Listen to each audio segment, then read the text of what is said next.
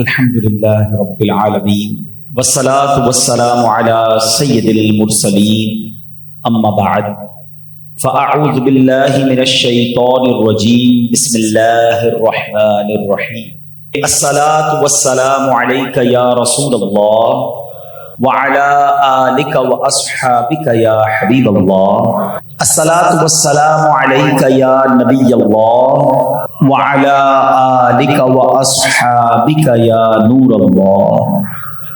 درود پاک پڑھنے کے بے شمار فضائل و برکات ہیں، بہت ساری احادیث، بہت سارے واقعات فضائل درود میں ملتے ہیں۔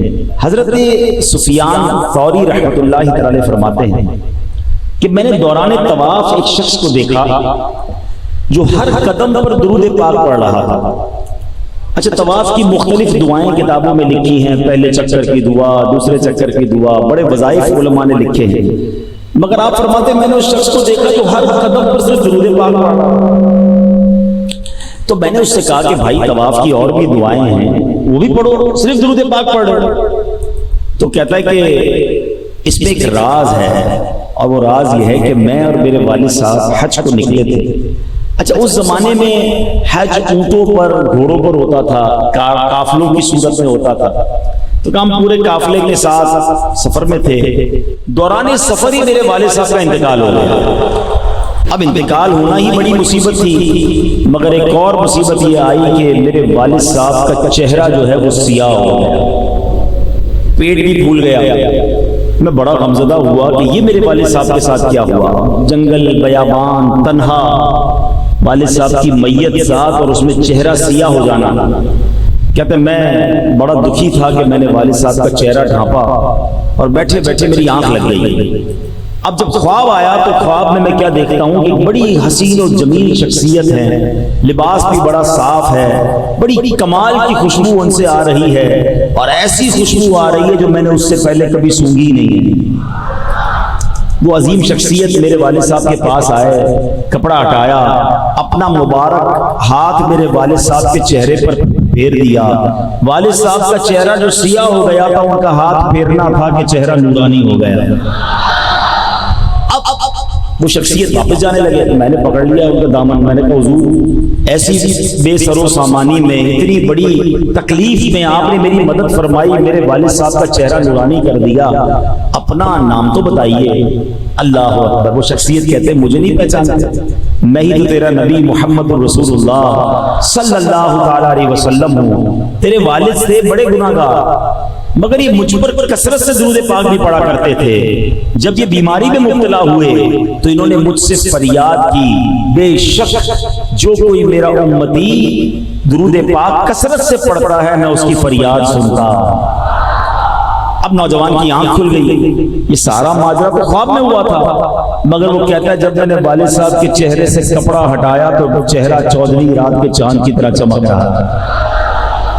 اللہ اللہ۔ کہتا ہے حضور مسئلہ یہ ہے، اس لیے درود پاک پڑھ رہا ہوں، مجھے لگ پتا گیا ہے، مجھے سمجھ لگ گئی ہے کہ درود پاک ایسا وظیفہ ہے کہ اگر بندہ اس کو تھام لے تو زندگی میں بھی کام آتا ہے، مرنے کے بعد بھی کام آتا ہے۔ اور آقا نے اس کو کیا فرمایا کہ جو میرا امتی مجھے فریاد کرتا ہے اور درود پڑھنے والا ہو تو ہم اس کی فریاد سنتے ہیں۔ کیا خوب بات سیدی اعلیٰ حضرت لکھتے ہیں نا، فریاد امتی جو کرے حال زار میں، فریاد امتی جو کرے حال زار میں، ممکن نہیں کہ خیر بشر کو خبر نہ ہو، واللہ وہ سن لیں گے، فریاد کو پہنچیں گے، اتنا بھی تو ہو کوئی جو آہ کرے دل سے۔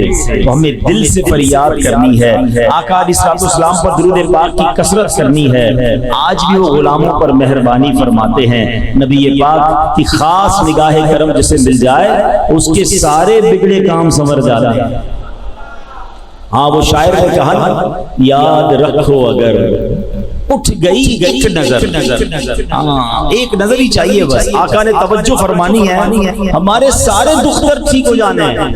یاد رکھو اگر اٹھ گئی ایک نظر، جتنے خالی ہیں سب جام بھر جائیں۔ اللہ وہ نگاہ عنایت ہمیں بھی عطا فرمائے۔ حاضر ہے در دولت گدا سرکار توجہ فرمائیں محتاج نظر ہے حال میرا، سرکار توجہ فرمائیں۔ آئیے مل کر محبت کے ساتھ باواز بلند درود پاک پڑھ لیں، صلو علی الحبیب صلی اللہ تعالی علی محمد صلی اللہ علیہ وسلم۔ آج جس موضوع پر میں نے کچھ مدنی پھول پیش کرنے ہیں، نارملی لوگ اپنی اولاد کے لیے، اپنے بچوں کے لیے، آنے والی نسلوں کے لیے بڑے پریشان، فکر مند رہتے ہیں۔ اتنا بعض اوقات فکر مند رہتے ہیں، سوچتے رہتے ہیں جو ان کے سوچنے کا کام بھی نہیں ہوتا۔ آج میں آپ کو یقین کریں قرآن و حدیث کی روشنی میں اس بیان میں ہم ایسی کمال کی بات سیکھیں گے کہ جس کام کی طرف توجہ دلانی ہے اگر وہ کام کر لینا تو انشاءاللہ ہماری نہ صرف اولاد بلکہ آنے والی نسلوں کا بھلا ہو جائے گا۔ وہ کون سا کام ہے، وہ کون سا عمل ہے، آئیے سنتے ہیں۔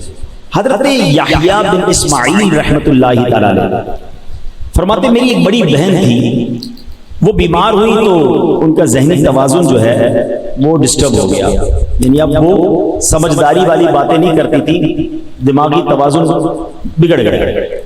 10 سال میری بہن جو ہے وہ ایک کمرے میں رہی اور بیمار بھی رہی، ہمیں پہچانتی بھی نہیں تھی، دماغی توازن ٹھیک نہیں تھا۔ اور ایک رات یوں ہوا کہ میرے کمرے کے دروازے پر دستک ہوئی۔ میں نے کہا رات کو اس وقت کون آیا؟ میں نے کہا پوچھا کون؟ تو دروازہ کھٹکھٹانے والی ایک لیڈیز کی آواز آئی اور اس نے کہا میں آپ کی بہن ہوں۔ آپ نے پوچھا کون؟ کہا میں آپ کی بہن ہوں۔ آپ حیران ہو گئے کہ یہ میری بہن ہے، یہ کیسے بولنے لگ گئی اور کیسے مجھے پہچاننے لگ گئی اور یہ کہنے لگ گئی کہ میں آپ کی بہن ہوں۔ فوراً دروازہ کھولا۔ 10 سال بعد میری بہن میرے کمرے میں آئی، اور آئی تو میں نے جب اس سے باتیں کی تو وہ بالکل ٹھیک تھی، اس کا تمام معاملات دور ہو چکے تھے۔ تو میں نے کہا کہ یہ سب کیسے ہوا، آپ طبیعت کیسے ٹھیک ہو گئی آپ کی؟ بہن کہتی ہے میں سو رہی تھی کہ میں نے خواب میں دیکھا کہ اللہ پاک نے تمہارے دادا کی نیکی کی برکت سے تمہارے والد محمد اسماعیل کی حفاظت کی، اور تمہارے والد محمد اسماعیل کی برکت سے تمہاری حفاظت فرماتا ہے۔ تمہارے دادا اور والد جو ہیں شیخین کریمین حضرت ابوبکر صدیق اور حضرت عمر فاروق سے بڑی محبت کرتے تھے، اس لیے ان دونوں بزرگوں نے اللہ پاک کے حضور تمہاری سفارش کی ہے۔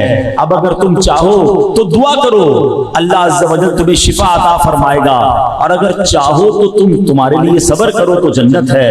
یعنی اس لڑکی کو یہ آپشن دیا گیا کہ اگر تم کہو، وہ بزرگ کہتے ہیں میں تمہارے لیے دعا کر دیتا ہوں، شفا مل جائے گی، اور اگر صبر کرو تو جنت ہے۔ سبحان اللہ۔ وہ لڑکی بڑی سمجھدار تھی، کہتی ہے حضور جنت تو میں چاہتی ہوں مگر اللہ کی رحمت تو بہت بڑی ہے نا، اگر شفا بھی مل جائے اور جنت بھی مل جائے تو اس سے اچھی کیا بات ہوگی۔ کریم کے در سے مانگنا ہے تو تھوڑا کیوں مانگنا ہے؟ کچھ لوگ بڑا کس کو کہتے ہیں تھوڑا تھوڑا مانگ رہے ہوتے ہیں، یا اللہ بس یہی دے دے، بھائی اتنا ہی دے دے۔ ارے تمہارا دامن تھوڑا ہے، میرے رب کے خزانے تھوڑے نہیں ہیں۔ تو کریم ہی جو ٹھہرا تو کرم کے کیا ٹھکانے، تو کریم ہی جو ٹھہرا تو کرم کے کیا ٹھکانے، تو نوازنے پہ آئے تو نواز دے زمانے۔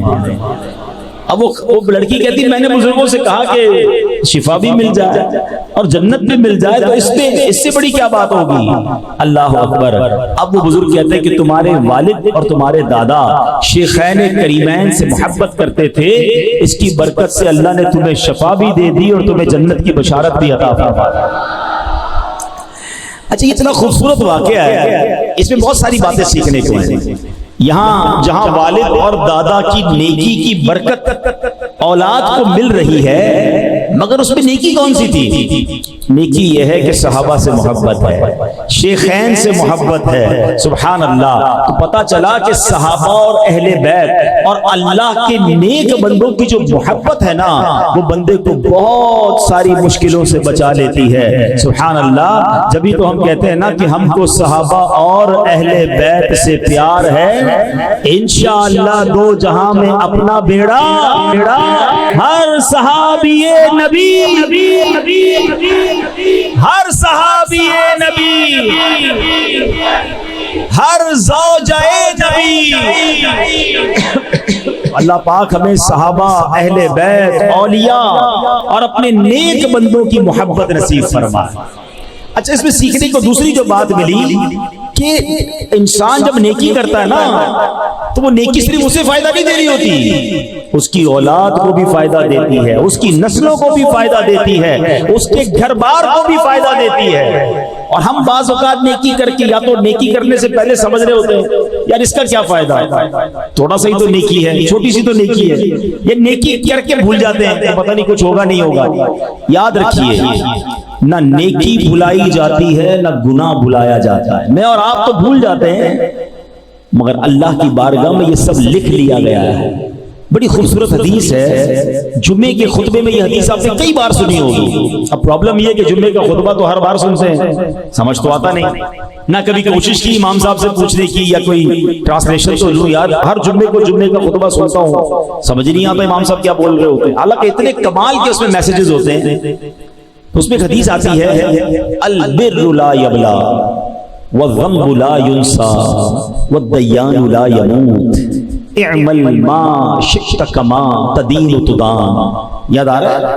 سب سر بھی ہلا رہے ہیں، ہاں یار ایسا کچھ امام صاحب بولتے تو ہیں، آدھوں کو تو یاد بھی ہوگی مگر مانا نہیں پتا۔ آپ بلیو کریں، یقین کریں، یہ ایسی حدیث ہے جو جھنجھوڑ دیتی ہے، جو ہلا دیتی ہے۔ اگر اس کا معنی پتا ہو نا کیا کمال کا میسج ہے اس میں۔ فرمایا البر لا یبلا، فرمایا نیکی کبھی پرانی نہیں ہوتی ہے، ہاں نیکی باقی رہتی ہے، پھلتی رہتی ہے، مہک نکلتی رہتی ہے، نیکی پرانی نہیں ہوتی۔ البر لا یبلا، فرمایا والذنب لا ینسا، گناہ بھلایا نہیں جاتا۔ بدقسمتی یہ ہے کہ ہم اپنے گناہ کر کر کے بھول بیٹھے۔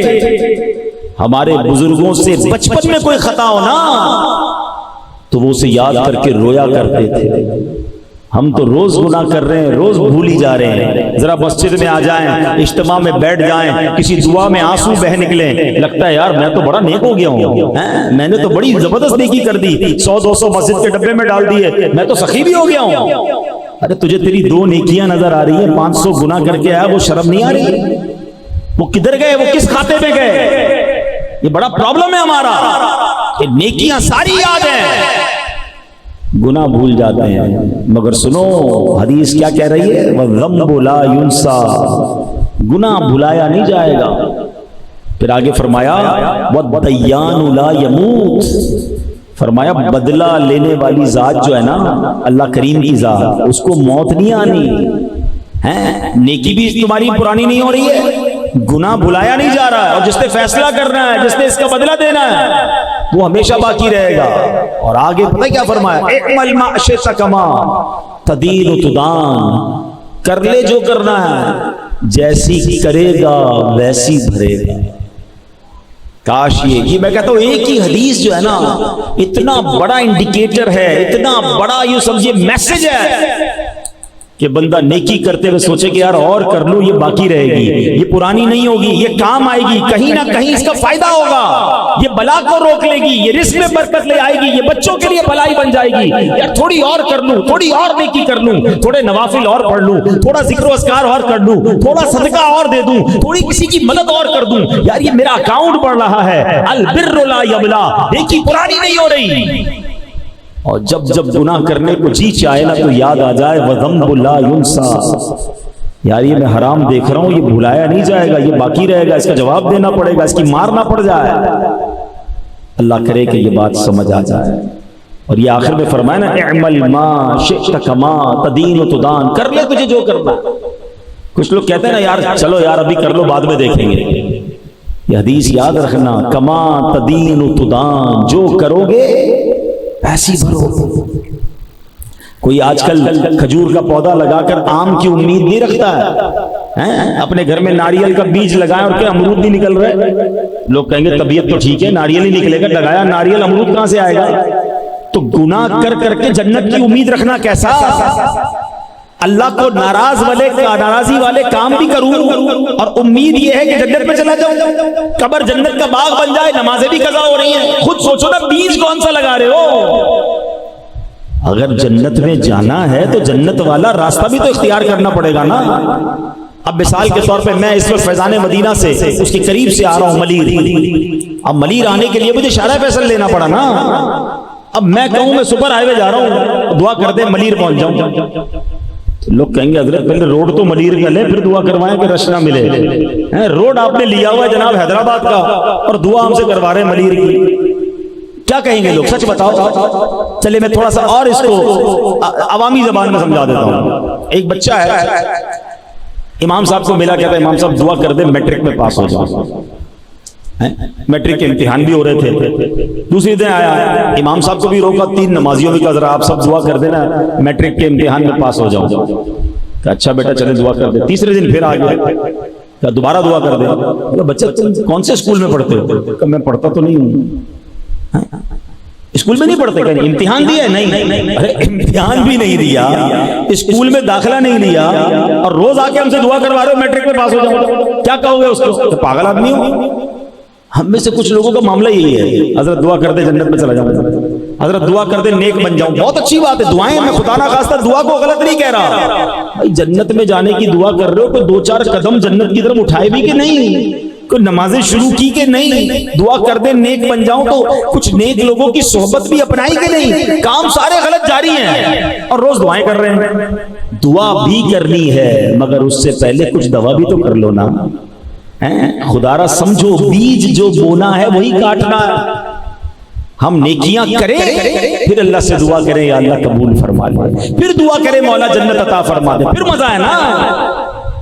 حرام روزی بھی جاری, نماز قضا بھی ہو رہی ہیں, گندی محفلیں بھی جاری ہیں. اور تمنا کیا ہے؟ اعلیٰ حضرت نے یہی بات تو اپنے شعر میں کہی نا, کام زندہ کے کیے اور ہمیں شوق گلزار ہے کیا ہونا ہے. کہتے کام جہنم میں جانے والے کیے ہیں اور شوق جنت میں جانے والا ہے. کام زندہ کے کیے اور ہمیں شوق گلزار ہے کیا ہونا ہے. بڑی کمال کی بات ہے. فرمایا چھپ کے لوگوں سے کیے جس کے گناہ وہ خبردار ہے کیا ہونا ہے. لوگوں سے چھپ کر گناہ کرتے ہو لیکن گناہ کس کے ہیں؟ نافرمانیاں کس کی ہیں؟ اللہ کی. اللہ دیکھ رہا ہے, لوگوں سے چھپ رہے ہیں تو اس کو تو پتا ہے نا جس کی گناہ کر رہے ہو. تو یہی بات اعلیٰ حضرت سمجھا رہے ہیں. تو بہرحال میرے پیارے اسلامی بھائیو, یہ حدیث یاد کر لو, البر لا یبلا والذنب لا ینسا والدیان لا یموت اعمل ما شئت کما تدین تدان. ایک اور اب آئیے, جو نیکیاں ہیں نا وہ کیسے امپیکٹ ڈالتی ہیں, نیکی آپ کی زندگی کو کیسے خوشگوار کر دیتی ہے. بہت سارے لوگ یہاں ملتے کہتے بیمار ہوں, قرضے میں ہوں, زندگی بڑی مشکل ہے, پرابلمز ہیں. تم پرابلم کا حل کہیں اور ڈھونڈ رہے ہو. آؤ میں تمہیں قرآن و حدیث سے بتاتا ہوں کہ اگر اللہ راضی ہو جائے, اللہ کی رضا والے کام بندہ کرنا شروع کر دے, اللہ مشکلیں کیسے آسان فرماتا. اللہ قرآن میں فرماتا ہے للذین احسنوا فی ہذہ الدنیا حسنہ ولدار الآخرۃ خیر. جنہوں نے اس دنیا میں بھلائی کی ان کے لیے بھلائی ہے اور بے شک آخرت کا گھر سب سے بہتر ہے. تفسیر قرآن صراط الجنان میں اس آیت کا ایک معنی یہ ہے کہ جو لوگ ایمان لائے اور اچھے عمل کیے انہیں دنیا میں بھی اچھا اجر ملے گا. اچھے عمل کرو گے دنیا بھی اچھی ہو جائے گی. ایک اور جگہ رب فرماتا ہے من عمل صالحا من ذکر او انثى وهو مؤمن فلنحيينه حیاتا طیبہ. جو مرد یا عورت نیک عمل کرے اور وہ مسلمان ہو تو ہم ضرور اسے پاکیزہ زندگی دیں گے. اچھے عمل کرو گے اللہ آسان رزق والی برکت والی زندگی دے گا. معلوم یہ ہوا کہ نیک اعمال کی برکت سے بندہ مومن کو دنیا میں رزق حلال, نیک, پاکیزہ, پرسکون, سکھ, چین اور راحت و آرام والی زندگی دے دی جاتی ہے. یہی چاہیے نا, راحت بھی ہو, سکون بھی ہو, چین بھی ہو, پاکیزہ رزق ہو. تو پتہ چلا نیک بن جائیں, اللہ کے قریب ہوں گے, اللہ دنیا بھی اچھی کر دے گا. اچھا کچھ لوگ بڑی عجیب بات کرتے ہیں جناب دنیا کے لیے بھی کچھ ہونا چاہیے اور آخرت کے لیے بھی ہونا چاہیے, آخرت کے ساتھ ساتھ دنیا کی بھی فکر کرو. مولانا صاحب مجھے ایک بات بتائیں, میں آپ کو شارٹ کٹ بتا دیتا ہوں. آپ کوئی چاہتا ہے آخرت بہتر ہو جائے, کوئی چاہتا ہے دنیا بہتر ہو جائے, اور کوئی کہتا ہے یار دونوں کو ساتھ چلاؤ بھائی. میں آپ کو شارٹ کٹ بتا دیتا ہوں. مجھے بتاؤ دنیا اور آخرت کا مالک کون ہے؟ کون ہے؟ رحمان الدنیا والآخرہ، وہ دنیا کا بھی مالک ہے، وہ آخرت کا بھی مالک ہے نا، وہ دنیا میں بھی کرم فرمانے والا ہے، آخرت میں بھی کرم فرمانے والا ہے۔ تو پتہ چلا جس نے رحمان کو راضی کر لیا اس نے اس کی دنیا بھی بہتر کر دینی ہے، آخرت بھی بہتر کر دینی ہے۔ ایک ہی ٹارگٹ پکڑ لو نا یار، دنیا کا کام الگ ہونا چاہیے، آخرت کا الگ ہونا چاہیے، دونوں کو ملا کر چلو، ارے سب کو رکھو سائیڈ پہ، اللہ کو راضی کر لو، اللہ تمہاری دنیا بھی اچھی کر دے گا، آخرت بھی اچھی کر دے گا۔ اللہ کیسے راضی ہوگا؟ اللہ کی رضا والے کام کریں جس سے رب راضی ہوتا ہے، اللہ کی عبادت کریں، ہیں اس کی ناراضی والے کاموں سے بچیں، تو یہ سبحان اللہ فائدے ہیں۔ حضرت حسن بن صالح رحمۃ اللہ تعالی فرماتے ہیں کہ نیک عمل، اب دیکھیں اس کے میں دنیاوی بینیفٹس بھی بتا رہا ہوں کہ نیک عمل بدن میں قوت، دل میں نور اور آنکھوں میں روشنی پیدا کرتا ہے، اور اسی طرح برا عمل جو ہے بدن میں کمزوری، دل میں اندھیرا اور آنکھوں میں اندھا پن لاتا ہے۔ آپ دیکھیں جو نیک بزرگ ہوتے ہیں ان کا چہرہ نورانی ہوتا ہے، بڑا حشاش بشاش، جب بھی جاؤ فریش فیل ہوتے ہیں، بڑا ان کے اندر انرجی ہوتی ہے، یعنی جو روحانیت اور انشاءاللہ جنت کی نعمتیں ملی وہ تو الگ ہیں۔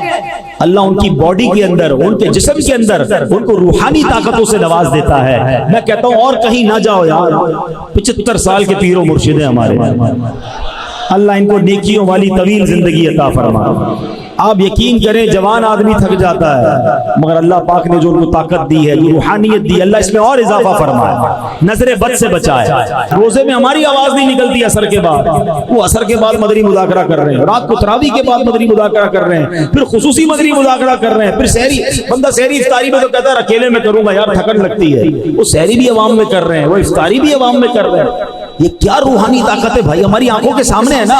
اچھا اگر آپ کو یہ بات سمجھ نہیں آ رہی نا، اب آپ کے خاندان میں تو 75 سال کا بزرگ ہو، اس کی حالت دیکھ لو آپ۔ چلو یہاں میں ایک اور بات بھی کر لوں، بہت پریشر دیتے ہیں لوگ یار امیر اہل سنت سے ملاقات کروا دیں، میں ان کو ایک سوال پوچھتا ہوں یار اگر آپ کے گھر میں 75 سال کے دادا ہیں، کہتا ہے میں کہا مجھے 50 آدمی آپ کے دادا سے ملوانے ہیں، کہتا نہیں دادا 50 آدمی سے ملیں گے تو بیمار ہو جائیں گے، یار تمہیں اپنے دادا کی فکر ہے تو پیر و مرشد کا بھی خیال رکھ لو، ان سے 5,000 آدمی ملنا چاہتے ہیں، تو اگر کبھی ملاقات نہ ہوا کرے تو دل چھوٹا نہ کیا کرو، یہ بزرگ ہمارے درمیان ہیں، ہم دیدار کر لیتے، یہی بڑی نعمت ہے، ہاں یہ سلامت رہیں یہی ہمارے لیے بہت ہے۔ اب یہ دیکھو روحانیت، نیک اعمال کیسے اللہ طاقت دے دیتا ہے۔ ایک بزرگ کے بارے میں آتا ہے علامہ ابو طیب طبری رحمۃ اللہ تعالی، آپ نے 100 سال سے زیادہ عمر پائی، 100 سال کی عمر میں بھی آپ بڑے تگڑے تھے، جسم بھی نارمل تھا، آپ کی جو ہے وہ دانت بھی ٹھیک ہیں، آنکھیں بھی ٹھیک ہیں، سنتے بھی ٹھیک تھے، تو لوگوں نے کہا حضرت آپ 100 سال میں بھی جوان ہیں، یہ کیسے؟ اس عمر میں تو آنکھیں کمزور ہو جاتی ہیں، دانت کمزور ہو جاتے ہیں، گر جاتے ہیں دانت، سماعت نہیں رہتی ہے، پیروں میں ہمت نہیں رہتی ہے، آپ بالکل فٹ فاٹ۔ کیا پیارا جواب دیا، کہتے ہیں جوانی میں نا میں نے ان اعضاء سے اللہ کی نافرمانی نہیں کی، اللہ نے بڑھاپے میں میرے اعضاء سلامت رکھ دیے۔ آئے ہائے بڑی گہری بات ہے، لوگ کہتے ہیں سدا جوان ہونے کا فارمولہ چاہیے، فلاں کشتے کھاؤ تو فلاں دوائیاں کھاؤ، آؤ میں فارمولہ بتاتا ہوں، تم جوانی گناہوں سے بچا کر گزار لو، اللہ تمہارا بڑھاپا اچھا کر دے گا۔ جوانی میں جناب اتنا اللہ کو ناراض کرنا ہے، سارے غلط کام کرنے ہیں، پھر بڑھاپے میں تو خود دیکھیں کیسے پڑے ہوئے ہوتے لوگ، عقل چلی جاتی ہے کئی لوگوں کی۔ تو اگر چاہتے ہو نا بڑھاپا اچھا رہے، فیوچر دیکھیں آج میں بیان ہی فیوچر پر کر رہا ہوں، آنے والی نسلیں، اولاد اور اپنا بڑھاپا، ان تمام چیزوں کی بہتری کا فارمولہ یہ ہے کہ زندگی اللہ کی رضا میں گزار رہا، نیک عمل کرتے جاؤ، اللہ تمہاری صحت اچھی کر دے گا، تمہیں طاقت عطا فرمائے گا، تمہیں تمہارے چہرے پہ نور عطا فرمائے گا، تمہارا بڑھاپا اچھا کر دے گا، تمہاری اولاد کو برکتیں دے گا، تمہاری آنے والی نسلوں کو بھی برکتیں عطا فرمائے گا۔ یہ وہ پلاننگ ہے، فیوچر پلاننگ، کہ بندہ زندگی گناہوں سے بچ کر گزارے۔ لوگ کہتے ہیں بڑی مشکل میں ہوں، بڑی پریشانی میں ہوں، آؤ قرآن فارمولہ دے رہا ہے، اللہ قرآن میں فرماتا ہے وَمَن يَتَّقِ اللَّهَ يَجْعَلْ لَهُ مِنْ أَمْرِهِ يُسْرًا، اللہ قرآن میں فرماتا ہے جو اللہ سے ڈرے اللہ اس کے کام میں آسانی فرما دے۔ اللہ سے خوف تو کرو نا، گناہ سے تو بچو، اگر مشکل سے نکلنا ہے نا تو اللہ کی فرما برداری کرو۔ ایک اور جگہ رب فرماتا ہے وَمَن يَتَّقِ اللَّهَ يَجْعَلْ لَهُ مَخْرَجًا، اگر جو اللہ سے ڈرے اللہ اس کے لیے نجات کا راستہ نکال دے گا۔ اللہ ایسے راستے نکالتا ہے جب بندہ اللہ کی فرما برداری کرتا ہے. اللہ کی نافرمانی بھی کرتے ہیں پھر کہتے ہیں یار پتہ نہیں کون سا گناہ ہو گیا, مسئلے حل ہی نہیں ہو رہے, میری دعائیں قبول نہیں ہو رہی. اچھا آپ نماز پڑھتے ہیں؟ ہاں وہ تو کبھی کبھی پڑھ لیتا ہوں. اچھا نمازیں قضا بھی ہو رہی ہے اور اس کو اس بات کا احساس بھی نہیں کہ پتہ نہیں کون سا گناہ کر رہا ہوں. ارے بھائی تو سب سے بڑا گناہ کر رہا ہے. یہ بڑا مسئلہ ہے ہمارے یہاں. کوئی شراب پیے نا لوگ کہتے او ہو شراب پیتا ہے, جوا کھیلے او ہو تو جواری ہے, یہ تو چوری کرتا ہے. اچھا ہم نے اپنے طور پر گناہوں کی اپنی ڈیفینیشن بنا لی ہے. یقیناً چوری, شراب, جوا حرام, جہنم میں لے جانے والا کام, مگر نماز نہ پڑھنا یہ اس سے بڑا گناہ ہے. اچھا کوئی بات نہیں, نماز جمعے کی پڑھتا ہے وہ کوئی گناہ ہی نہیں ہے. ہم نے بھی اپنے طور پہ گناہوں کی ڈیفینیشن بنا لی ہے. خدارا اللہ کے غضب سے ڈرو, اور جس دن اللہ کی فرما برداری کرو گے اللہ آپ کو انشاءاللہ غیب سے راستے نکالے گا. کیسے غیب سے راستے نکلتے ہیں سنو. نیکی کا فائدہ, کسی کی مدد کرنے کا فائدہ, بڑا کمال کا واقعہ. آج سے تقریباً 150-200 سال پہلے کا یہ واقعہ. عرب کے کسی دیہات میں ایک رہنے والا شخص تھا جس کا نام تھا ابن جدعان. موسم بہار میں ایک بار وہ اپنے اونٹوں کے باڑے میں پہنچا تو اس کے اونٹ بڑے فربا تھے, صحت مند تھے. اونٹنی تو بہت ہی صحت مند تھی, کمال کا اس سے دودھ اتر رہا تھا نا. تو یہ دیکھ کر اس کا سر شکر سے جھک گیا. پھر اچانک اس کو قرآن پاک کی چوتھے پارے کی پہلی آیت یاد آ گئی. وہ آیت کیا ہے؟ لن تنالوا البر حتى تنفقوا مما تحبون. اللہ فرماتا تم ہرگز بھلائی کو نہ پہنچو گے جب تک راہ خدا میں اپنی پیاری چیز خرچ نہ کرو. تو اس نے فیصلہ کر لیا کہ اس اونٹنی اور اس کے بچے کو راہ خدا میں صدقہ کر دوں گا. کہ اتنا دودھ دے رہی ہے, اتنی اچھی اونٹنی ہے, تو میں اس اونٹنی کو ہی صدقہ کر دیتا ہوں. سب سے اچھی چیز تھی. یہ بڑی کمال کی بات ہے. میں اس آیت اور اس کے ترجمے اور اس کی تفصیل پر تھوڑی دیر بعد بات کرتا ہوں, پھر آپ کو سمجھ آئے گی کہ اپنی پیاری چیز خرچ کرنے کا اجر کتنا ہے. تو اس نے کیا کیا کہ یہ اونٹنی کو اور بچے کو ساتھ لیا اور ایک پڑوسی کے گھر پہنچ گیا. پڑوسی کی 7 غریب بیٹیاں تھیں, بڑا غریب تھا. دروازہ کھٹکھٹایا اور جیسے دروازہ کھولا تو کہا یہ اونٹنی, اس کا بچہ, یہ آپ کو تحفہ ہے. پڑوسی تو حیران, دودھ دینے والی اونٹنی میرے گھر آ گئی. بڑی دعائیں دی اس نے. اب یہ ابن جدعان جو ہے وہ چلا گیا. کچھ عرصہ ہوا تو بڑا قحط آ گیا. پانی بھی نہیں, بارشیں بھی نہیں ہو رہی, ہر طرف پانی کی قلت. ایک ایک گھونٹ کو لوگ ترسنے لگے. ابن جدعان نے اپنے بیٹوں کو ساتھ لیا کہ چلو پانی ڈھونڈتے ہیں.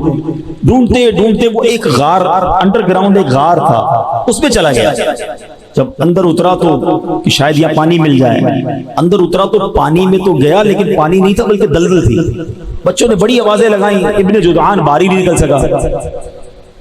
بچے تھوڑی دیر, ایک آدھ دن تو انتظار کیا, لگتا ہے ابا جی تو گئے. یہ بچے گھر آئے اور ابا جی کے لیے سمجھ لے فاتحہ پڑھی اور سب نے ابو کا مال آپس میں بانٹنا شروع کیا. پھر سوچا ابو کے پاس ایک اونٹنی بھی تھی. وہ اونٹنی تو ابو نے پڑوسی کو دے دی. لالچی بچہ تھے, کہ یہ تو واپس لینی چاہیے اس سے, اتنی کمال کی اونٹنی تھی, بھائی جان بڑا دودھ دیتی تھی. پہنچ گئے پڑوسی کے پاس, کہا آپ کو یاد ہے ابو نے آپ کو ایک اونٹنی دی تھی؟ کہا ہاں. بولا میں واپس چاہیے. ابو کہاں ہیں؟ کہا وہ تو دلدل میں گئے, نکلے ہی نہیں وہاں سے. پڑوسی بھی کمال کا تھا, کہا ٹھیک ہے تمہیں چاہیے تو واپس لے لو. اونٹنی واپس دی اور یہ پڑوسی ڈھونڈنے نکل گیا اپنے محسن کو کہ یہ مجھے اس نے بڑے مشکل وقت میں مدد کی تھی, آج میں اس کی مدد کروں گا. ڈھونڈتے ڈھونڈتے اس غار میں پہنچا, اندر اتر گیا, دلدل نظر آیا. اس نے آوازیں دینا شروع کی تو اس پڑوسی کو قریب سے کہیں سے سانس کی آواز آنے لگی. ڈھونڈتے ڈھونڈتے ہاتھ لگایا تو اس کو ابو جدعان ملا. ابو جدعان زندہ تھا. بڑی مشکل سے اس کو کھینچا, اس کو باہر نکالا. اب جب باہر آ گیا, سانس بحال ہوئی, کہا اے ابو جدعان یہ تو بتاؤ 8 دن سے دلدل میں ہو, 8 دن تک زندہ کیسے رہے, تمہیں کھانا پانی کیسے ملتا رہا؟ ابو جدعان کہتا ہے ماجرا بڑا عجیب ہے. واقعی میں سینے تک تو دلدل میں تھا, مگر روزانہ میرے منہ کے قریب ایک دودھ کا پیالہ آتا تھا, میں وہ دودھ پی لیتا تھا اور اسی وجہ سے میں زندہ رہا. ہاں 2 دن سے مجھے دودھ نہیں مل رہا. پڑوسی کہتا ہے بات مجھے سمجھ آ گئی ہے. کہا کیا بات ہے بتاؤ تو صحیح مجھے. کہا بات یہ ہے کہ تم نے مجھے اونٹنی دی تھی نا, میرے بچے روز دودھ پی کر تمہیں دعا دیتے تھے, اللہ نے مشکل وقت میں دلدل میں تمہیں دودھ عطا فرمایا. کہ یہ بات تو ٹھیک ہے مگر 2 دن سے دودھ کیوں نہیں مل رہا تھا؟ کہ 2 دن پہلے تمہارے بچے آئے تھے, تمہاری اونٹنی واپس لے کر چلے گئے. ہائے ہائے ہائے, اللہ کرے یہ بات سمجھ آ جائے. کسی کو نوالا کھلا دو, اللہ تم سے مصیبتوں کو ٹال دے گا. کسی کی غربت میں مدد کر دو, اللہ تمہارے دکھ دور کر دے گا. کسی کو تم انشاءاللہ پانی پلاؤ, اس کی پیاس بجھاؤ, اللہ تمہاری دنیا اور آخرت کی پیاس بجھا دے گا. یہ بلائیں ٹلتی ہیں لوگوں کی دعاؤں سے. کسی کا ہاتھ پکڑ لو, انشاءاللہ مشکل میں وہ رب کی رحمت تمہارا ہاتھ تھام لے گی. مگر آج یہ وقت بہت مشکل آ گیا ہے, لوگ مدد کرتے نہیں, دھوکہ دیتے ہیں. افسوس تو کبھی کبھی یہ ہوتا ہے کہ ایک غریب آدمی جس کی تھوڑی سی جمع پونجی ہے, چیٹنگ کر کے اس سے پیسے چھین لیتے ہیں یار. کوئی فراڈ کر کے, کوئی اسکیم بتا کر, کوئی بڑا نفع دکھا کر, غریب آدمی بیچارہ اپنے سارے پیسے جمع کر کے دیتا ہے کہ چلو یار مجھے کچھ نفع مل جائے گا, اور وہ لے کر رفو چکر ہو جاتے ہیں. کبھی ہاؤسنگ اسکیم کے نام پر, کبھی نفع دکھانے کے نام پر, کبھی موبائل کمپنیوں کے نام پر, پتہ نہیں عجیب عجیب فون آتے ہیں, عجیب عجیب اسکیمیں آتی ہیں. کیوں کرتے ہو ایسا چند سکوں کے لیے؟ ایک بات یاد رکھنا, جس طرح اس شخص نے اپنے غریب پڑوسی کو, اس کے بچوں کو دودھ پلایا, ان کے دل سے دعا نکلی, اللہ نے دلدل میں اسے بچا لیا. لیکن اگر کسی غریب کی بد دعا نکل گئی نا, ایسا نہ ہو تم اور تمہارے بچے دلدل میں غرق ہو جائیں. اور ہم نے دیکھا ہے, ایک بات ہمیشہ یاد رکھنا, اگر کوئی ایسا مجھے سن رہا ہے نا جو تھوڑے پیسوں کے لیے چیٹنگ کرتا ہے, تھوڑے پیسوں کے لیے دھوکہ دیتا ہے, تھوڑے پیسوں کے لیے سوچتا ہے یار مجھے مل جائے, اگلے کا بیڑا غرق ہو جائے, ایک بات یاد رکھنا, یہ پیسے تو آ جائیں گے مگر ساتھ تباہی بھی تمہارے گھر آئے. ہم نے اپنی چھوٹی سی زندگی میں نے تو دیکھا ہے, اور بزرگ بیٹھے ان سے بھی پوچھ لو, جس نے کسی کے پیسے کھائے ہیں نا, کسی کو تکلیف پہنچائی ہے, کسی کو دھوکہ دیا ہے, ہم نے اس کو برباد ہوتے ہی دیکھا ہے. اور جس کے پیسے کھائے گئے نا, اللہ نے پھر اسے کھڑا کر دیا. ہاں اس کو مل جاتا ہے غیب سے, یہ کھانے والا برباد ہوتا ہے. تو میرے پیارے اسلامی بھائیو, یہ فارمولہ سمجھ جاؤ کہ بھلائی کرو, یہ بھلائی تمہیں واپس ملے گی, لوٹ کے ملے گی, مصیبت کے وقت ملے گی. اور یہ جو چوتھے پارے کی پہلی آیت تھی نا اس واقعے میں, لن تنالوا البر حتى تنفقوا مما تحبون, کیا فرماتا ہے قرآن کہ تم ہرگز بھلائی کو نہ پہنچو گے جب تک راہ خدا میں اپنی پیاری چیز خرچ نہ کرو. تو یہ بھی بڑا مسئلہ ہے, خرچ تو کرتے ہیں مگر جو بچ جائے, جو پھینکنے والا ہو, جو ہمارے کام کا نہیں ہے, چلو یار اللہ کی راہ میں دے دو. کپڑے پھٹ گئے غریب کو دے دو, کھانا بچ گیا مدرسے میں بھیج دو, رضائی پرانی ہو گئی چلو کسی غریب کو دے دو. چلو میں یہ نہیں کہتا, یہ بھی دینا چاہیے, لیکن مزہ اس میں ہے کہ تمہیں بھی ضرورت ہے, تمہیں پسند بھی ہے, اور وہ تم اللہ کی راہ میں خرچ کر, اس کا مزہ اور ہے. اس شخص نے اپنی بہترین اونٹنی دی تھی نا, اللہ نے دلدل میں پھنسے ہوئے کی اس کی جان بچا لی. کسی کو کھلانا, کسی کو پلانا, صدقہ دینا, اس کے بڑے فضائل ہیں. حدیث پاک میں آتا ہے ایک خاتون تھی, وہ اپنے کھانا کھا رہی تھی, تو کسی نے دروازے پر دستک دی کہ اللہ کے نام پہ کچھ دو. اب تھوڑا سا ہی کھانا تھا, انہوں نے کیا کیا, اپنا نوالا نکال کر, اپنا نوالا جو کھا رہی تھی نا روکا, اور کہا چلو یہ کھانا اس غریب کو دے دی, اپنا نوالا دے دیا. تھوڑے عرصے کے بعد وہ خاتون کے یہاں بچہ پیدا ہوا, حدیث کا مضمون ہے. تو بچہ لے کے جا رہے تھے, ایک بھیڑیا آیا, اور بھیڑیا اس کے چھوٹے سے بچے کو لے کر بھاگنے لگا. اب ماں کا بچہ جانور لے جائے, ماں کی کیا حالت ہوگی, ماں چیخنے لگی میرا بچہ, میرا بچہ, بچاؤ بچاؤ. نبی پاک علیہ الصلوۃ والسلام فرماتے ہیں اللہ نے فرشتے کو بھیجا کہ جاؤ اس بھیڑیے کے منہ سے بچہ چھینو, عورت کو واپس دو, اور اس کو کہہ دینا یہ لقمے کے بدلے لقمہ ہو گیا ہے. ہائے ہائے, بڑی بات گہری ہے اگر سمجھ آ جائے. تم نے منہ سے لقمہ میری راہ میں دیا تھا نا, خود نہیں کھایا, کسی میرے بندے کو کھلا دیا نا. تیرے بچے کو جو جانور نے لقمہ بنایا تھا, ہم نے اس لقمے سے تیرے بچے کو آزادی عطا فرمائی. کاش یہ سمجھ آ جائے. بچوں کی بھلائی چاہتے ہو نا, دوسروں کے بچوں کا بھلا کرو, آپ کے بھلا بچوں کا ویسے ہی ہونے لگ جائے گا. اپنے گھر کا بھلا چاہتے ہو نا, کسی کے گھر کا بھلا کر دو, تمہارے گھر سے آفتیں ویسے ہی دور ہو جائیں گی. دوسروں کو تکلیف دے کے آپ سمجھتے کہ میں خوشحال ہو جاؤں گا, پڑوسی پریشان اور تم سمجھو کہ میں خوش رہوں گا؟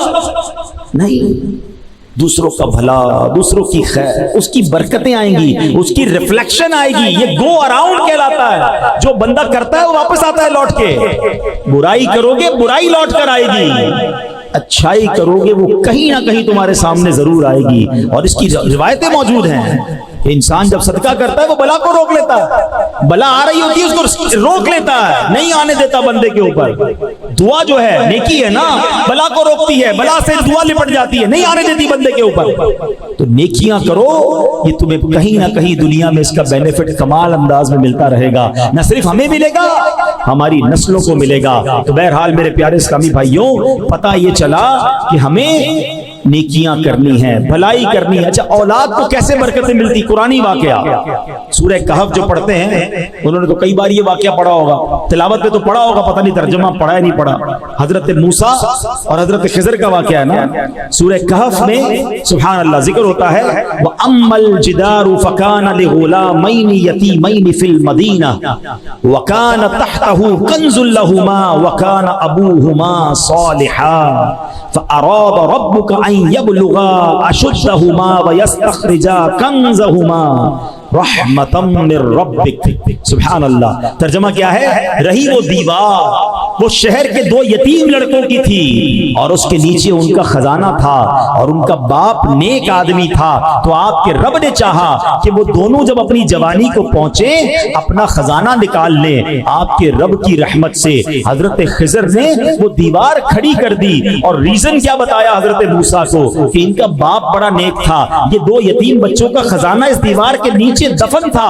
اللہ نے نبی کو حکم دیا کہ جاؤ یتیم بچوں کی خزانے کی حفاظت کرو. دیوار قائم کر دی گئی. اللہ اکبر. مفسرین فرماتے ہیں کیا لکھا قرآن میں؟ وَكَانَ أَبُوهُمَا صَالِحًا، ان کا باپ نیک آدمی تھا. اچھا مزے کی بات بتاؤں، ان یتیم بچوں کا والد صرف نہیں تھا، یہ اس والد کی بات نہیں ہو رہی تھی جو قرآن میں کہا نا وَكَانَ أَبُوهُمَا صَالِحًا. فرمایا اس شخص کا نام کاشح تھا اور ان یتیم بچوں کا 8ویں یا 10ویں پشت میں والد تھا. یعنی باپ بھی نہیں تھا، دادا بھی نہیں تھا، پر دادا بھی نہیں تھا، 8 پشتوں پہلے یا 10 پشتوں پہلے والد تھا. مگر چونکہ وہ نیک تھا اللہ نے 8 پشتوں کے بعد بچوں کا خزانہ محفوظ رہے اپنے نبی کو بھیجا کہ جا کر دیوار کو کھڑی کر دے. سمجھ آ رہی ہے بات؟ لوگ کہتے ہیں یار بچوں کے لیے کوئی بڑا کاروبار کروں، ڈبل شفٹ میں کام کروں. کچھ لوگ نماز نہیں پڑھ رہے، کچھ لوگ دین کا کام نہیں کر رہے، معاذ اللہ کچھ لوگ حرام روزی کما رہے. کیوں بھائی؟ ڈبل ڈیوٹی کر رہا ہوں بچوں کے لیے، بہت کام کر رہا ہوں بچوں کے لیے. بچوں کے لیے چھوڑ کر جانا اس لیے وطن سے دور چلا گیا ہوں، غلط کاموں میں پڑ گئے. ارے اللہ کے بندے کدھر چلے گئے؟ قرآن کے اس واقعے سے سیکھو نا. اگر تم اللہ کو راضی کرنے والے کاموں میں لگ جاؤ گے اللہ تمہارے بچوں کی حفاظت کے لیے فرشتوں کو بھیج دے گا. تمہارے بچوں کو خوب برکتیں مل جائیں گی. یعنی اصل ٹریک یہ ہے کہ ہم زندگی میں رب کو راضی کر لیں، اللہ ہماری دنیا بھی اچھی کر دے گا، ہمارے بچوں کے لیے بھی بہتری فرما دے گا. تو یہ آج سمجھ لو کہ نیکی کیسے کیسے اور کہاں کہاں کام آتی ہے. سبحان اللہ. نیکیاں بہت ساری ہیں جو ہم کرتے چلے جائیں. اب مثال کے طور پر اولاد کو پالنا ہے نا، اچھی نیت کر لو. ہائے ہائے انما الاعمال بالنیات. سنا نا آپ نے؟ اچھی نیت کیسی نیکیاں بڑھا دیتی ہے. اب اولاد پالنے کی کیا نیت ہوتی ہے؟ یہ بڑا ہو کے ڈاکٹر بنے گا، بڑا ہو کے انجینئر بنے گا، اس کو بڑا پیسے والا بنانا ہے، اس کو کاروباری بنانا ہے. کیا پیاری نیت علماء نے فرمائی کہ والد کو چاہیے کہ اولاد کی پرورش اس نیت سے کرے کہ میرا یہ بیٹا یا بیٹی روز قیامت میری شفاعت کریں گے. جس دن یہ آپ کا مائنڈ سیٹ بنی ہے نا کہ یار بیٹے کی پرورش ایسے کرنی ہے، بیٹی کی پرورش ایسے کرنی ہے کہ قیامت کے دن میری شفاعت کریں، اللہ ان کو ایسا بنا دے کہ یہ میری شفاعت کر دیں، تو آپ کا سارا دماغ ہی چینج ہو جائے گا. یار پھر تو عالم بنانا ہے، پھر تو حافظ بنانا ہے، پھر تو دین کا مبلغ بنانا ہے، پھر تو ان کی ایسی تربیت کرنی ہے کہ میرے مرنے کے بعد بھی یہ میرے لیے دعا کریں. میں آپ کو بڑی کمال کی بات بتاؤں، جس کا بیٹا نمازی ہے نا، جس کی اولاد نمازی ہے، اس باپ کے وارے نہیں آ رہے. آپ کہیں کیوں؟ دیکھیں ایک تو یہ نا کہ حدیث میں آتا ہے کہ مرنے کے بعد اعمال منقطع ہو جائے گا، ڈسکنٹینیو ہو جائے گا سوائے 3 چیزوں کے. تو 3 چیزیں کون سی ہیں؟ علم اگر کوئی چھوڑ کر مرے، جو علم بعد میں پھیلتا رہے، صدقہ جاریہ یا نیک اولاد جو مرنے کے بعد والد کے لیے دعا کرے، مرحوم کے لیے دعا کرے. اب اگر بچہ نمازی بنا دیا نا، بے شک وہ آپ کے لیے دعا نہ کرے، ویسے تو کرنی چاہیے، لیکن وہ روزانہ پتہ ہے کتنی بار دعا کرے گا آپ کے لیے. جب اتحیات میں قاعدہ آخرہ میں بیٹھے گا نا، با وضو بھی ہوگا، قبلہ رو بھی ہوگا. ارے بچے کو نمازی بنا دو، روز با وضو قبلہ رو ہو کر تمہارے لیے دعائیں کرتا رہے. میرا بچہ انجینئر بن جائے، میرا بچہ ڈاکٹر بن جائے، اس کو فلاں سرٹیفکیٹ مل جائے، فلاں ڈپلومہ مل جائے. اللہ کے بندے پہلے نمازی تو بنا لے اور خود نیک ہو جاؤ. تمہارے بچوں کو انشاءاللہ اللہ پاک ایسا نیک کر دے گا اور تمہاری نیکی کی برکتیں انہیں ملنا شروع ہو جائیں گی. اسی طرح میرے پیارے اسلامی بھائیوں، اچھی نیت ہو، آپ کا کاروبار بھی اچھا، آپ کی جو رزق حلال کمانا ہے نا، یہ بھی ثواب ہو سکتا ہے. ایک دن نبی پاک علیہ السلام اور صحابہ کرام کہیں تشریف فرما تھے. ایک بڑا مضبوط جسم والا بندہ نکلا اور کہاں گیا؟ روزگار کے لیے، اپنی روزی کمانے کے لیے. صحابہ کرام میں سے کسی نے کہا کہ اگر یہ اس کی جوانی جو ہے اللہ پاک کی راہ میں صرف ہوتی تو کیا بات تھی، یہ تو کاروبار کے لیے جا رہا ہے. حدیث پاک کا خلاصہ ہے، نبی پاک نے فرمایا ایسا مت کہو، کیونکہ اگر وہ محنت کو کوشش اس لیے کرتا ہے کہ خود کو سوال سے بچائے اور لوگوں سے بے پرواہ ہو جائے، یقیناً یہ اللہ پاک کی راہ میں ہے. اور اگر وہ اپنے ضعیف والدین اور کمزور اولاد کے لیے محنت کرتا ہے، یہ پھر بھی اللہ پاک کی راہ میں ہے. اور اگر فخر اور مال کی زیادہ طلبی کے لیے کر رہا ہے تو وہ شیطان کی راہ میں ہے. یعنی ایک ہی جاب ہے، ایک ہی کاروبار ہے، اچھی نیت شامل ہو جائے تو یہ اللہ کی راہ بن سکتا ہے، راہ خدا بن سکتا ہے. اور وہی نوکری، وہی کاروبار اگر دنیا میں بڑائی دکھانے کے لیے ہے، مال جمع کرنے کے لیے ہے، لوگوں پر فخر جمانے کے لیے ہے، تو روز صبح جا بھی رہا ہے مگر شیطان کی راہ میں جا رہا ہے. فرق سمجھو نیت، اچھی نیت اور بری نیت کا. تو اللہ کرے ہم سمجھ جائیں. اب ایک اور بڑا نیکی کا کام جو ہم سب کر رہے تھے، ہاں یہ مجھے بڑا افسوس ہے، یقین کرو. آخری بات، رمضان میں سارے نمازی، اور رمضان کے بعد کیا ہو گیا؟ سوشل میڈیا پر ایک پوسٹ آئی تھی نا کہ ہم بھی عجیب لوگ ہیں، ایک چاند دیکھ کر مسجد جو ہے وہ آباد کر دیتے ہیں اور دوسرا چاند دیکھ کر مسجد ویران کر دیتے ہیں. ایسا تو نہ کرو. کیوں مسجد سے دور آ گئے؟ کیوں نمازیں چھوڑ دی؟ آپ کو پتہ یہ کیسی نیکی ہے؟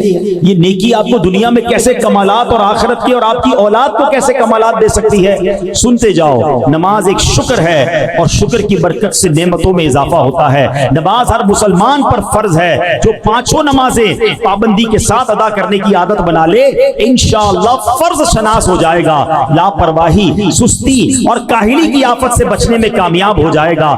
جدید سائیکالوجی کے مطابق کسی بھی کام کی کامیابی کے لیے مضبوط قوت ارادی ضروری ہوتی ہے. جس کی قوت ارادی مضبوط نہ ہو اس سے بڑے کام نہیں ہوتے. مگر سنو، نماز کا دنیاوی ایک فائدہ یہ بھی ہے کہ جو نماز کا عادی ہوتا ہے اس کی قوت ارادی بڑی مضبوط ہو جاتی ہے. سبحان اللہ. نماز کا ایک اور پتہ کیا شاندار فائدہ ہے؟ نماز کرنے والے کے گرد نماز پڑھتا ہے جو ایک حفاظتی حصار قائم ہو جاتا ہے. بیماری کا علاج 2 چیزوں میں ہوتا ہے. ایک ہوتا ہے بیماری کی دوائی پیو تو مرض دور ہوتا ہے، مگر ویکسین لگاؤ تو بیماری بھی دور ہوتی ہے، آئندہ بیماری لگ بھی نہیں سکتی ہے. ایک میڈیکلی حصار ہو جاتا ہے. سنو نماز کیسا حصار ہے؟ قرآن کہتا ہے ان الصلاۃ تنہی عن الفحشاء والمنکر، بے شک نماز منع کرتی ہے بے حیائی اور بری باتوں سے. تو پتہ یہ چلا کہ بندہ نمازی بن جائے، نماز اسے برائیوں سے بچانے لگ جاتی ہے. ایک مرتبہ ایک صحابی بارگاہ رسالت میں حاضر ہوئے، عرض کی یا رسول اللہ صلی اللہ تعالی علیہ وسلم، فلاں شخص نماز بھی پڑھتا ہے، چوری بھی کرتا ہے. اللہ کے حبیب نے فرمایا اسے چھوڑ دو، اس کی نماز جو ہے اسے چوری سے روک دے گی، اس کی نماز اسے چوری سے بچائے گی. تو پتہ یہ چلا کہ نماز خود بری بات سے بچاتی ہے. سبحان اللہ. ایک بار ہم بیرون ملک سفر پر تھے، بڑی کمال کی بات نگران شورا نے فرمائی. کچھ لوگوں نے کہا بڑی برائیاں ہیں ہمارے معاشرے میں، بڑے مسائل ہیں. فرمایا نماز درست کر دو، باقی نماز بندے کو درست کر دے گی. اور یہ بیڑا اٹھایا دعوت اسلامی نے. اب دیکھیں بڑی ٹیکنیکل بات کہنے جا رہا ہوں. قرآن کیا کہہ رہا ہے؟ ان الصلاۃ تنہی عن الفحشاء والمنکر، بے شک نماز منع کرتی ہے بے حیائی اور بری بات سے، روک لیتی ہے نا.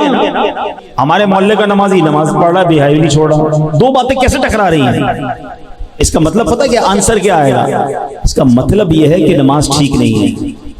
قرآن میں تو کوئی غلطی نہیں ہے، شک کی گنجائش بھی نہیں ہے. تم ٹھیک نماز نہیں پڑھ رہے اس لیے نماز بے حیائی سے نہیں روک رہی ہے. جس دن تمہاری نماز ٹھیک ہو گئی، نماز درست ہو گئی، نماز بندے کو درست کر دے گی. نماز کے کتنے فرائض ہیں، کتنی شرائط ہیں، کتنے واجبات ہیں، پتہ ہی نہیں لوگوں کو. اچھا میں اس کو تھوڑا سا آسان طریقے سے سمجھا دیتا ہوں. کسی بھی تالے کو کھولنے کے لیے کیا چاہیے؟ کیا چاہیے؟ تالا کھولنے کے لیے چابی چاہیے. اب میں اپنی گاڑی کی چابی دے دوں، آپ اپنی گاڑی کھول لیں گے اس سے؟ چابی تو ہے بھائی. آپ نے تو کہا تالے کے لیے چابی چاہیے، ابھی تو بولا آپ نے. تو آپ کہیں گے بھائی جیسا تالا ویسی چابی، جس کے اندر جیسے دندانے ہیں نا وہ پورے چاہیے. چابی تھوڑی گھس جائے پھر بھی اپنی چابی گھس جائے دوبارہ تالا نہیں کھولتی ہے. تو یار کسی اور کی چابی تمہارا تالا نہیں کھولتی تو غلط نماز جو ہے تمہیں کیسے سدھارے گی؟ پراپر نماز کر لو پھر دیکھو جنت کا دروازہ کیسے کھلتا ہے. ہاں نماز جنت کی کنجی ہے. یہ تو چابی کی مثال بن گئی نا. یہ تو چابی ہے جو جنت کا دروازہ کھلے گا، لیکن پراپر چابی تو لگاؤ. نہ وضو ٹھیک کر رہا ہے، نہ نماز ٹھیک پڑھ رہا ہے. یہ کمال ہے دعوت اسلامی کا. واللہ لوگ اگر اس پر کبھی موقع ملا تو میں اس پر بھی بات کروں گا تفصیلی کہ یہ جو دعوت اسلامی نے ایک اور کمال کیا نا، بہت سارے کمالوں کے ساتھ ساتھ، کہ معاشرے کو جس چیز کی ضرورت تھی، جس کو بھلائے بیٹھے تھے لوگ، جس کا تصور ہی نہیں تھا، وہ سکھانا شروع کر دیا. بچپن سے بڑے ہوئے کبھی نہیں سنا کہ کوئی نماز کورس ہوگا. اللہ سلامت رکھے دعوت اسلامی کو فیضان نماز کورس ڈیزائن کر دیا. میں آپ سے پوچھوں 40 سال پرانے نمازی سے پوچھو نماز کہاں سیکھی ہے، وضو کہاں سیکھا ہے؟ کہ ابو کے ساتھ آتا تھا وضو خانے پہ، ابو بھی وضو کرتے تھے، ابو کو دیکھ کر میں نے وضو شروع کر دیا. دادا نماز پڑھتے تھے، ان کو دیکھ کر ہم نے نماز سیکھ لی. اس کا مطلب کہیں بھی پراپر سیکھی نہیں ہے، نہ وضو نہ نماز، اور اسی میں غلطیاں ہو رہی ہیں. آپ کریں ایک بار فیضان نماز کورس، آپ کو میری بات سمجھ آ جائے گی کہ یار 20 سال سے نماز پڑھ رہا تھا، میری تو کتنی غلطیاں تھیں. نہ وضو پراپر، نہ نماز پراپر، نہ سجدہ پراپر، نہ تلاوت پراپر. کدھر سے ثواب ملے گا؟ کدھر سے روحانیت ملے گی؟ ہم کہتے ہیں یار پتہ نہیں میں کب سے تلاوت کر رہا ہوں، دل میں روحانیت ہی نہیں آ رہی. بھائی قرآن صحیح تو پڑھنا سیکھو پہلے. اب یہ بڑا نازک مسئلہ میں نے چھیڑ دیا ہے، تو پلیز سمجھو دعوت اسلامی والے ہمارے خیر خواہ ہیں کہ جو گلی گلی مسجد مدرسۃ المدینہ بالغان لگاتے ہیں نا، اسی لیے لگاتے ہیں کہ یار 15 منٹ کے لیے آؤ، مخارج ٹھیک کر لو، تمہارا پڑھنا درست ہو جائے گا، پھر قرآن پڑھی جاؤ، ہر آیت تمہارے دل میں نور داخل کرے گا. ایک بار آ کر نماز اپنی سیکھ جاؤ، اب ہر سجدہ تمہارا درجہ بلند کرے گا. فجر میں اٹھ کر سردیوں میں وضو کر کے نماز پڑھ رہے ہو، برسوں سے پڑھ رہے ہو، ایک بار سیکھ لو نا، کہیں ایسا نہ ہو سارا سفر بیکار ہو جائے. اللہ کرے کہ یہ بات سمجھ آ جائے. تو نماز یہ کمال کی چیز ہے، آپ کی قوت ارادی مضبوط کر دے گی، آپ کو برائیوں سے روک دے گی، آپ کی زندگی کی روٹین تبدیل کر دے گی. بس نماز کو ایک بار ٹھیک طریقے سے سیکھ لو. اور جو میں نے نیت کی بات کی نا، اچھی نیت تو بہت برکت لاتی ہے، لیکن اگر دل میں نیت بری ہو نا، ہاں اس کا بھی بڑا مصیبت ہے. وہ آپ کے اوپر بھی اور آپ کی آنے والی نسلوں پہ بھی برا امپیکٹ ڈالے گی، آپ کے کاروبار کو تباہ کر کے رکھ دے گی. اگر آپ کسی کے کاروبار پر، کسی کے مال پر، کسی کی زندگی پر بری نظر لگائے بیٹھے ہیں. آخری واقعہ سن لو پھر بیان کو میں ختم کرتا ہوں. کمال کا واقعہ روایتوں میں آتا ہے، کتابوں میں لکھا کہ ایک بادشاہ تھا. اچھا وہ بادشاہ سلامت جو ہے اس کو وہ کہیں راستے میں گیا، اور جب وہ راستے میں گیا تو اس نے کیا دیکھا کہ ایک باغ ہے اور وہ گنے کا باغ تھا. ٹھیک ہے نا؟ تو اس گنے کے باغ میں اس بادشاہ سلامت نے اپنے قافلے سے بچھڑ گیا تھا، بڑا گرمی لگی اسے. تو اس گنے کے باغ کو ایک بچی سنبھالتی تھی. تو اس بچی کو اس نے کہا کچھ پینے کو ملے گا. تو بچی بڑی نیک تھی، وہ گئی اور گنے کا جوس نکال کر بادشاہ سلامت کو پیش کی. بادشاہ نے جیسے ہی وہ گلاس پیا تو حیران، کیا ٹیسٹ، کیا میٹھا گنے کا رس. تو بادشاہ نے کہا یہ بنایا کیسے تم نے؟ اتنی جلدی لے کر آ گئی، گنے کا جوس نکالنے میں تو دیر لگتی ہے.